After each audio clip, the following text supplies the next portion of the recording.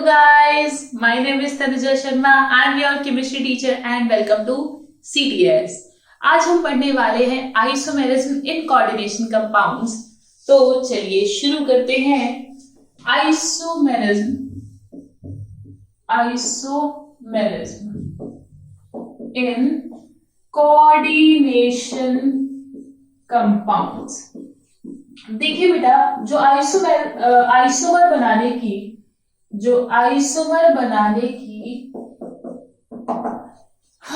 Chances होते हैं, जो आइसोमर बनाए जाते हैं वो या तो कोवेलेंट कंपाउंड्स में बनते हैं या कोऑर्डिनेट कंपाउंड्स में बनते हैं, because they have what directional nature. ठीक है, आयनिक जो बॉन्ड है उसके अंदर आप आइसोमर्स नहीं पढ़ते ना। ओके, तो हम किस किस के अंदर पढ़ते हैं? कोवेलेंट के अंदर पढ़ते हैं और कोऑर्डिनेट कंपाउंड्स के अंदर पढ़ते हैं। ओके, अच्छा बेटा जी, आप सबसे पहले शुरू कर लेते हैं। सबसे पहले यही समझ लेते हैं कि आइसोमर्स होता क्या होता है। बताओ, बोलो आइसोमर क्या होते हैं? क्या होते हैं आइसोमर? यस, जो आपने पहले पढ़ा है बिल्कुल वही है। Isomers are same. आइसोमर्स जो होते हैं बेटा सेम सेम molecular formula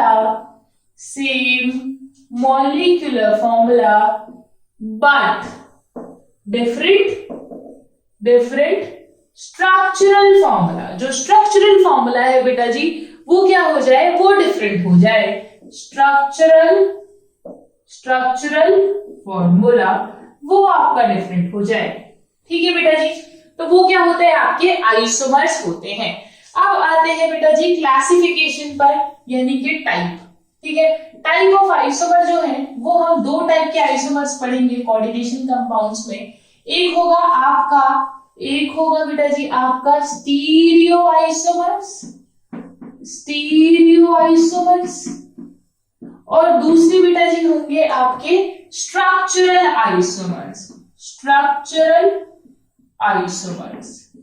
ठीक है, और दूसरे होंगे बेटा जी आपके स्टीरियो आइसोमर्स। बेटा जी स्टीरियो आइसोमर्स होते हैं ये भी आगे दो तरह के होते हैं।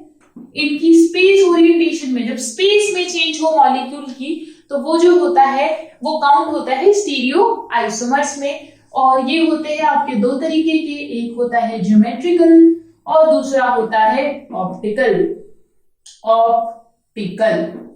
बेटा जी आपको दोनों के लिए अलग अलग वीडियोस मिलेंगी। ठीक है, जिसमें दोनों के पास्ट ईयर क्वेश्चंस मैंने कराए हुए हैं, ज्योमेट्रिकल के भी और ऑप्टिकल के भी। ठीक है, ऑप्टिकल वाला पार्ट थोड़ा छोटा है क्योंकि ज्योमेट्रिकल आप समझ लेते हो पहले ही। तो आपको जो भी आने वाली वीडियोस है, जो प्लेलिस्ट है, उसमें आपको ऑलरेडी दोनों की वीडियोस अलग अलग मिल जाएंगी। तो इस वाले पार्ट को हम अलग डिस्कस करेंगे। अभी इसी वीडियो में, इस वाली क्लास में हम डिस्कस करने वाले हैं सिर्फ स्ट्रक्चरल आइसोमर्स को। ओके, तो जो स्ट्रक्चरल आइसोमर्स है बेटा जी वो आपके होते हैं फर्दर 4 तरीके के। ठीक है, फर्दर 4 तरीके के। अब सबसे पहला जो आइसोमर है दैट इज आयोनाइजेशन आइसोमर। ठीक है, एक आइसोमर होता है बेटा आपका लिंकेज आइसोमर, और एक आइसोमर होता है आपका सॉल्वेट आइसोमर, और I can say hydrate isomer. Solvate और हाइड्रेट आइसोमर। ठीक है, और last one is your coordination isomer.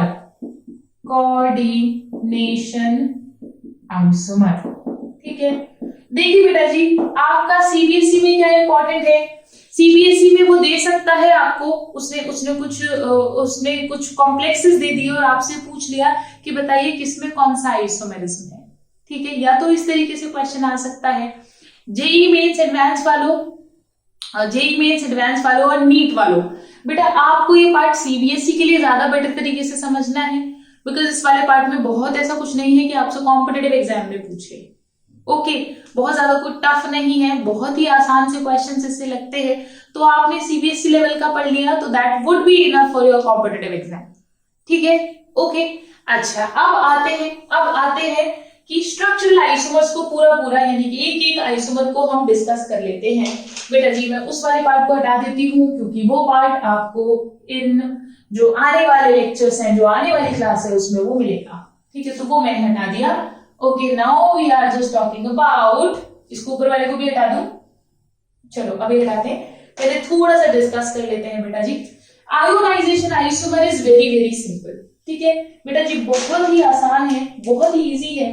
देखिएगा जो आयोनाइजेशन आइसोमर्स होते हैं वो तब होते हैं जब जो आपका कॉम्प्लेक्स है वो सॉल्यूशन में डिफरेंट आयंस थे।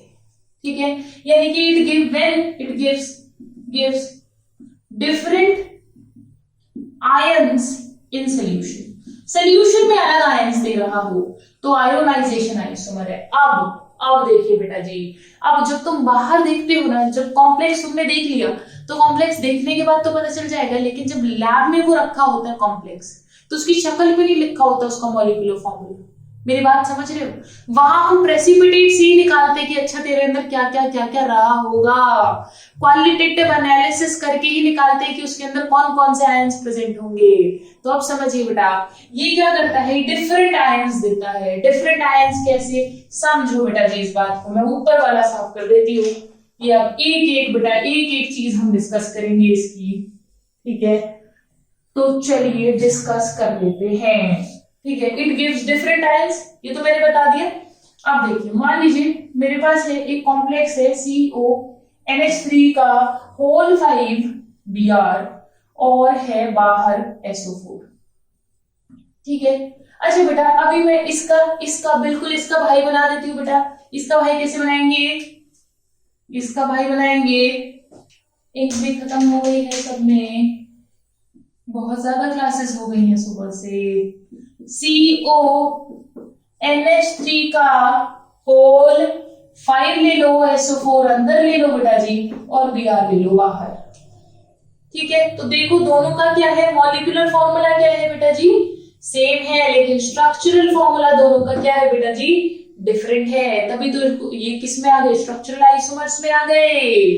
अब देखिए बेटा जी, अगर मैंने इसको एक्वा सॉल्यूशन में डाला, जब मैंने इसको एक्वा सॉल्यूशन में डाला, दोनों को ही बेटा जी एक्वा सॉल्यूशन में जब डाला जाता है बेटा जी एक्वा सॉल्यूशन में, तो ये किसमें कन्वर्ट हो जाएगा, CONH3 का होल 5 और क्या दे देगा बेटा जी, Br अंदर ही रहेगा और यहां जाएगा 2 प्लस SO4 2 माइनस। ओके, और जब मैंने इसको पानी में डाला बेटा जी तो ये क्या दे देगा, CONH3 का whole 5 SO4 plus Br minus, यही देगा बेटा जी, बिल्कुल यही देगा। और क्योंकि यहाँ 2 माइनस, यहाँ पर माइनस आया तो यहाँ पर आएगा एक प्लस का चार्ज। ठीक है, अब बेटा जी अगर ऊपर वाले सॉल्यूशन में डाला जाए, ऊपर वाले सॉल्यूशन में मैं डाल दूं BaCl2 डाल दूं, तो जब बेटा जी मैं BaCl2 डालूंगी तो ये जो होगा बेटा Ba+2 आयन वो SO4 से रिएक्ट कर लेगा और रिएक्शन करके बना देगा BaSO4 के बेटा जी आपको मिल जाएगा व्हाइट प्रेसिपिटेट। क्या मिल जाएगा आपको, व्हाइट पीपीटी मिल जाएगा। और यहीं पर अगर आप यहां डाल दो बेटा जी AgNO3, आपको पता है कभी भी अगर हैलाइड आयन की टेस्टिंग करनी है तो आप हमेशा क्या यूज करेंगे बेटा जी, AgNO3। तो जब आप AgNO3 डाल देंगे यहां बन जाएगा AgBr, और AgBr का कलर होता है बेटा जी पेल येलो। ठीक है, तो अब बेटा जी ये जो है इन्होंने क्या दिया बेटा, डिफरेंट आयन दिए सॉल्यूशन में, इसीलिए इसका नाम क्या पड़ गया बेटा जी, आयोनाइजेशन आइसोमर। ठीक है, क्लियर, डन, पहचान लोगे बेटा जी, जो आयोनाइजेशन स्फीयर है वो डिफरेंट होगा, बहुत आसान। आयोनाइजेशन आइसोमर्स में आयोनाइजेशन स्फीयर डिफरेंट होगा, बाकी सब सेम होगा, बाकी सब सेम, सब कुछ सेम, बस यहाँ ये देख लो, बस इसी का तो फर्क है, और किसका फर्क है, क्लियर। ये हो गया बेटा जी आपका आयोनाइजेशन आइसोमर। चलो अब अगला डिस्कस कर लेते हैं बेटा। अगले वाला तो बहुत ही इजी, बहुत ही आसान है, पहले से पढ़ रखा है तुमने ये, बस मुझे नाम बताना है। Linkage isomer. जब बेटा जो सेंट्रल मेटल है वो लिंक किसी एटम, किसी और एटम से कर ले। समझिए इस बात को, याद आएगा, याद आएगा। अभी रुकिए, तुमको पढ़ाए थे मैंने एम्बीडेंटेड लिगेंड पढ़ाए थे, याद है? याद है? एम्बीडेंटेड लिगेंड जिनकी मर्जी होती है कि वो कभी कहीं से बॉन्ड कर ले, कभी कहीं से बॉन्ड कर ले। जैसे अगर मैं लिख दो HCN तो इसकी मर्जी है, ये सल्फर से भी बॉन्ड कर सकता है और ये नाइट्रोजन से भी बॉन्ड कर सकता है। तो बेटा इस तरह के जो एम्बीडेंटेड लिगेंड होते हैं वो शो करते हैं लिंकेज आइसोमरिज्म। एक और है बेटा NO2 नाइट्रो और ONO NO3 एक मिनट, हाँ ON। ठीक है बेटा जी, बात समझ में आ रही है, क्लियर हो रही है मेरी बात? ठीक है, तो क्या हो गया बेटा जी, चाहे वो उसे बॉन्ड कर ले, चाहे वो N double bond O, NO3 ले लो बेटा यहाँ पे, NO3। ठीक है, NO3 तो माइनस आएगा, इसको हटा दो अभी, इसको हटा दो। ठीक है, HCN ले लो और NCS ले लो। एम्बीडेंटेड लिगेंड में मैंने तुम्हें NO2 NO3 वाले कॉम्प्लेक्सेस तब भी मैंने तुम्हें बताए थे, NO2 NO3 और कौन से कॉम्प्लेक्सेस होते हैं। CN माइनस है, NC है, ये ले लो बेटा, CN ले लो, CN माइनस हो गया। ये भी हो सकता है कि वो यहां से बॉन्ड कर ले और ये भी हो सकता है बेटा कि वो N से बॉन्ड कर ले। ठीक है, साइनो और आइसोसाइनो या आइसोसाइनाइड। क्लियर हो रही है मेरी बात? ठीक है, ये भी क्या है, एम्बीडेंटेड लिगेंड है and they show what, linkage isomerism. तो चलिए कॉम्प्लेक्स ले लेते हैं जिससे आपको और क्लियर हो जाएंगे लिंकेज आइसोमेरिज्म। यहां पर मैंने ये ले लिया मान लो 5 और ये ले लिया मैंने HCN। ठीक है, इसके साथ आप OR और करके लिख दो बेटा कि अभी इसने S से बनाया था बॉन्ड और अभी इसने बना दिया बेटा जी आपका बॉन्ड बना दिया NCS से। तो ये दोनों आपस में क्या है, लिंकेज आइसोमेरिज्म है, लिंकेज आइसोमर है। क्लियर हो गया बेटा बात? हो गया नहीं? हो गई बात? समझ में आ गई? हाँ, लिंकेज आइसोमेरिज्म कैसे होगा? ऐसे ही बिल्कुल मैं CN भी ले सकती हूँ इनकी जगह। मान लीजिए मैंने लिख दिया CrH2O होल 5 CN और एक में मैंने लिख दिया CrH2O होल 5 NC। तो बेटा जी ये दोनों आपस में क्या हो गए, लिंकेज आइसोमेरिज्म हो गए। ये दोनों नहीं होंगे कुछ भी आइसोमर एक दूसरे के, क्योंकि फॉर्मूला ही सेम नहीं है। क्योंकि फॉर्मूला ही सेम नहीं है तो ये दोनों नहीं होंगे, ये दोनों भी नहीं होंगे, ये ही दोनों एक दूसरे के होंगे। और क्या होंगे, कौन होंगे? हाँ, ये इनके हैं कौन, लिंकेज आइसोमर। क्लियर? तो चलो अब बढ़ते हैं आगे। आगे लिखेंगे सॉल्वेट और हाइड्रेट आइसोमर। सॉल्वेट और हाइड्रेट आइसोमर। देखिए बेटा जी ये तो बहुत ही निहायती आसान है। उसमें तो भी दिमाग लगाना पड़ता था, इसमें तो कुछ भी दिमाग नहीं लगाना। सॉल्वेट कह लो चाहे हाइड्रेट आइसोमर कह लो बेटा जी, कुछ भी कह लो। आपको अब याद आ जाएगी थोड़ी बहुत पढ़ाई हुई मेरी वर्नर थ्योरी, और जैसे ही वर्नर थ्योरी याद आएगी तो मैं लिख दूंगी फटाफट से कुछ ये कॉम्प्लेक्सेस। आप देखिए बेटा जी यहाँ पे वाटर है ना, वाटर ने जगह ली हुई है अंदर। अब क्या करूं, वाटर को एक एक बाहर निकालते रहो। जब आप वाटर को एक बाहर निकालोगे तो चेक करना ये हो जाएगा आपका CrH2O का होल 5। एक Cl को अंदर ले लो और बाहर क्या आ जाएगा बेटा, Cl2 और ये हो गया आपका H2O बेटा जी। Cl2 और H2O एक बाहर चला गया। देख लो मॉलिक्यूलर फॉर्मूला तो सेम है ना, सेम है ना मॉलिक्यूलर फॉर्मूला। बिल्कुल, लेकिन स्ट्रक्चरल फॉर्मूला सेम है क्या? बिल्कुल नहीं, स्ट्रक्चरल फॉर्मूला सेम नहीं है। ओ आर और करके। अच्छा बेटा जी, अब अगला भी लिख लो। Cr H2O का ओ और लिखने में जगह जा रही है बेटा जी। आप कॉमा लगाया मैंने। अब इसको देखिए बेटा जी, Cr H2O 4 ले लो, 2 Cl ले लो बेटा जी अंदर, एक Cl बाहर रह जाएगा और 2 H2O। समझ गए हैं? ये ही है सॉल्वेट आइसोमर। क्लियर हो गई बात? क्योंकि वाटर लिया हुआ है तो इसी को मैं बोल दूंगी हाइड्रेट आइसोमर। क्या इतनी बात क्लियर हो गई? क्या इतनी कहानी समझ में आ गई? हाँ हाँ हाँ हो गई। चलिए बेटा जी, बहुत ही आसान, देखो बहुत ही इजी। अब बढ़ते हैं बेटा जी अपने अगले अगले एग्जाम्पल की तरफ, और अपना last last last last isomer की तरफ, दैट इज कोऑर्डिनेशन आइसोमर। बेटा जी ये जो कोऑर्डिनेशन आइसोमर है ये बहुत ही आसान है। इसमें क्या होगा, जो लिगेंड होंगे वो अपने आप को एक कोऑर्डिनेशन स्फीयर से इंटरचेंज कर लेंगे। This happens due to interchange of ligand between the due to interchange of the ligand.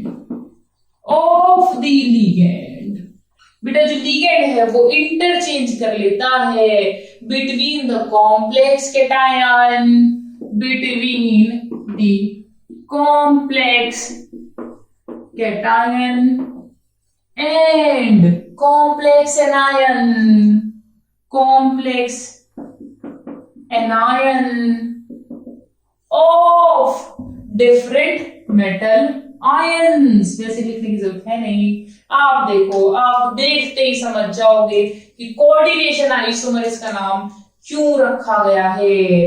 ये रखा मैंने CrNH3 का होल 6, और बेटा जी यहां ले लो, चलो ले लो, कोबाल्ट ले लो, Cn का होल 6।